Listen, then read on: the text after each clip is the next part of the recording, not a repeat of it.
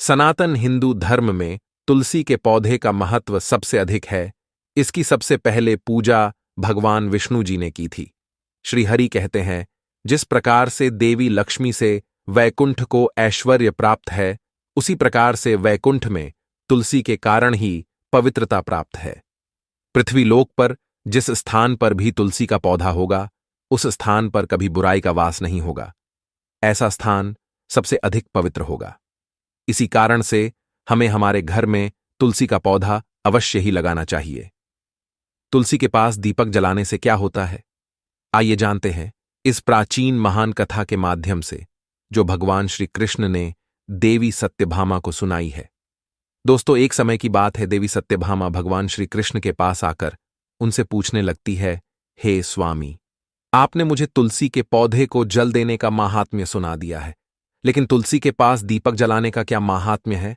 रोज शाम को तुलसी के पास दीपक क्यों जलाया जाता है? इससे मनुष्य को कौन सा फल प्राप्त होता है? तुलसी के पास दीपक जलाने की विधि क्या है तथा दीपक लगाते समय कौन से मंत्र का उच्चारण करना चाहिए? कृपया आप मुझे विस्तार से बताइए। भगवान श्री कृष्ण कहते हैं, हे देवी, आज तुमने समस्त संसार के कल्याण की भावना से बहुत ही उत्तम प्रश्न किया है। तुम्हारे इस प्रश्न का उत्तर देने से पूर्व मैं तुम्हें एक प्राचीन इतिहास सुनाता हूं, जिससे तुम्हें तुम्हारे सभी प्रश्नों के उत्तर मिल जाएंगे। शाम को तुलसी के पास दीपक जलाने से जो फल मिलता है, उसी का वर्णन मैं इस कथा में करूंगा, इसीलिए तुम इस कथा को ध्यानपूर्वक सुनना। इस कथा को ध्यान से पूरा सुनने मात्र से ही मनुष्य को 100 वर्षों तक तुलसी के पास दीपक जलाने का पुण्य प्राप्त होता है। देवी सत्यभामा कहती है, हे प्रभु, मैं इस कथा को सुनने के लिए उत्सुक हूं, कृपया आप इस कथा को मुझसे कहिए। तब भगवान श्री कृष्ण देवी सत्यभामा को वह कथा सुनाने लगते हैं। हे देवी, पूर्वकाल की बात है, दक्षिण दिशा में तुंगभद्रा नाम की एक बहुत बड़ी नदी है। उसी नदी के किनारे पर हरिहरपुर नाम का एक अत्यंत सुंदर नगर बसा हुआ है। उसी नगर में हरि दीक्षित नाम के एक ब्राह्मण निवास करते थे। वे अत्यंत गुणवान, चरित्रवान, धर्म कार्य करने वाले तथा वेदों के मार्ग पर चलने वाले थे। उन्होंने समस्त शास्त्रों का अध्ययन किया हुआ था। उसी ब्राह्मण की एक पत्नी थी, जिसे लोग दुराचारा कहकर पुकारते थे, क्योंकि उसके कर्म ही उसके नाम के अनुसार थे। वह सदैव ही अपने पति को अपमानित करती थी, अपने पति के लिए कुवाच्य कहती थी, पति को भयंकर दुख देती थी, पति के लिए कभी भोजन नहीं बनाती थी। उसने उसके पति के साथ कभी शयन नहीं किया, कभी उसके साथ प्रेम से व्यवहार नहीं किया। पति के मित्र परिवार के लोग घर पर आते तो वह स्त्री उनको अपमानित करके भगा दिया करती थी और स्वयं काम भाव से उन्मत्त होकर निरंतर अन्य व्यभिचारिणी स्त्रियों के साथ घुमा करती थी। उसका मन पति को छोड़कर पराये पुरुषों में लगा रहता था। उसने कभी अपने पति से प्रेम से बात नहीं की, किंतु पराये सुंदर सुंदर पुरुषों के संग बैठकर बातें करती थी।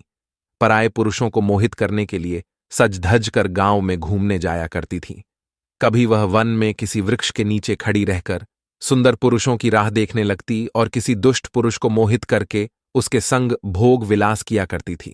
फिर एक दिन वह दुराचारिणी स्त्री वन में जाकर एक वृक्ष के नीचे खड़ी हो गई। उसका चित्त काम से भरा हुआ था। वह किसी सुंदर कामी पुरुष की राह देख रही थी, किंतु बहुत समय निकलने के बाद भी उस स्थान पर कोई पुरुष नहीं आया। इसीलिए वह अत्यंत दुखी हो गई और प्रियतम की खोज में इधर उधर देखने लगी। उस दिन उसका सारा परिश्रम व्यर्थ हो गया। वहां पर खड़ी होकर वह नाना प्रकार की बातें कहकर विलाप करने लगी। हाय, आज तो इस मार्ग से कोई भी सुंदर पुरुष नहीं आया। अब मैं कैसे अपनी काम शांति करूं? आज की रात कैसे बीतेगी? वह जोर जोर से विलाप करने लगी। उसी जंगल में एक भयानक बाघ निवास करता था। उस पापिनी स्त्री की आवाज सुनकर वह जाग गया और उछलकर उस स्त्री का भक्षण करने के लिए उसके पास आ गया। उस भयंकर बाघ को देखकर उस स्त्री के पसीने छूटने लगे। वह भय से थर थर कांपने लगी। वह स्त्री कुछ करती, इतने में ही उस बाघ ने अपने पंजे से उसे घायल कर दिया और वह स्त्री जमीन पर गिर पड़ी। जमीन पर गिरते ही वह स्त्री चिल्लाते हुए बोली, अरे बाघ, तू किस लिए यहां पर आया है? मुझे क्यों मार रहा है? मैं यहां पर अपने प्रियतम को खोज रही थी। तू मुझे छोड़ दे। मेरा भक्षण करके तुझे क्या मिलेगा? उस स्त्री की यह बात सुनकर वह भयानक बाघ क्षण भर के लिए रुक गया और हंसता हुआ बोलने लगा, हे दुष्टा, आज विधाता ने तुझे मेरा ग्रास नियुक्त किया है। तुझ जैसी पापिनी स्त्रियों को भक्षण करना ही मेरा काम है, तभी मुझे इस शरीर से मुक्ति मिलेगी।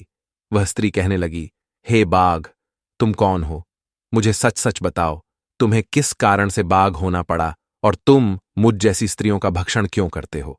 पहले मुझे सारी बात बताओ और फिर मेरा भक्षण करो। फिर वह बाघ कहने लगता है, हे पापिनी, मैं तुझे मेरे पूर्व जन्म का वृतांत सुनाता हूं, किस कारण से मुझे बाघ होना पड़ा। पूर्व काल में दक्षिण देश में मल्लापहा नाम की एक नदी है। उस नदी के तट पर एक मुनिपर्णा नाम की नगरी बसी हुई है। उसी नगरी में मैं निवास करता था। मैं एक ब्राह्मण का पुत्र था और नदी किनारे बैठकर यज्ञ आदि कार्य किया करता था। मैंने उस जन्म में अनेक पापियों के लिए यज्ञ किए, उन पापियों के घर का भोजन किया। मैंने धन के लोभ से अनेक पापियों के लिए कार्य किए। जिन वस्तुओं का दान ब्राह्मण को नहीं लेना चाहिए, उन वस्तुओं का दान भी मैंने ग्रहण किया। आर्ण लेने के बहाने से दूसरों से धन लेता था, लेकिन कभी वापस नहीं करता था। इस प्रकार से पाप करते हुए मुझे बहुत साल बीत गए और मैं बूढ़ा हो गया। मेरे बाल सफेद हो गए, आंखें सूज गईं, मुंह के सारे दांत गिर गए। लेकिन फिर भी मेरी दान लेने की आदत नहीं छूटी और मैं पाप करता गया।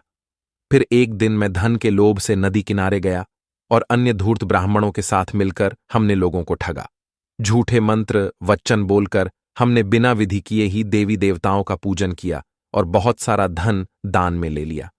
फिर उसी स्थान पर एक बीमार कुत्ते ने मेरे पैर में काट लिया और मैं मूर्छित होकर गिर पड़ा। उसी क्षण मेरे प्राण चले गए। फिर यम के 2 दूत उस स्थान पर प्रकट हुए और मुझे पकड़कर यमपुरी ले गए। वहां पर यमराज ने चित्रगुप्त से मेरे कर्मों का लेखा जोखा निकालने के लिए कहा।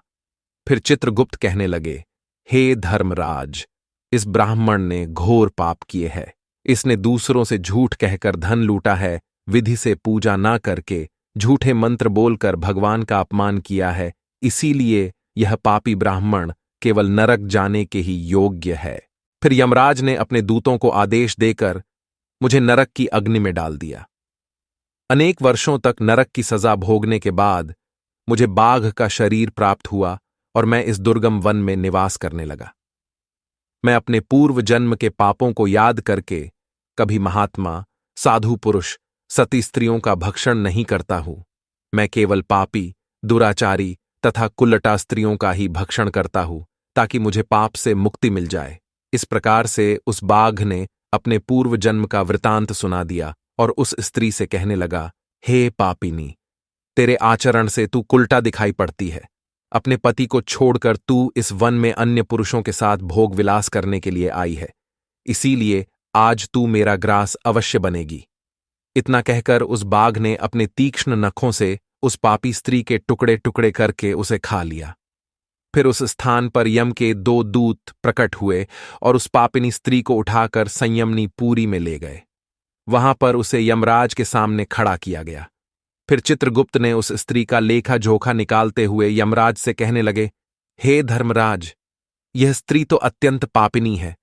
इसने घोर पाप किए हैं। इसने व्यभिचार किया है। इसने अपने पति की कभी सेवा नहीं की। अपने पति को भूलकर पराये पुरुषों के संग भोग विलास किया करती थी। उसके पापों को सुनकर यमराज ने उस स्त्री को अग्नि से भरे हुए कुंडों में डालने का आदेश दिया।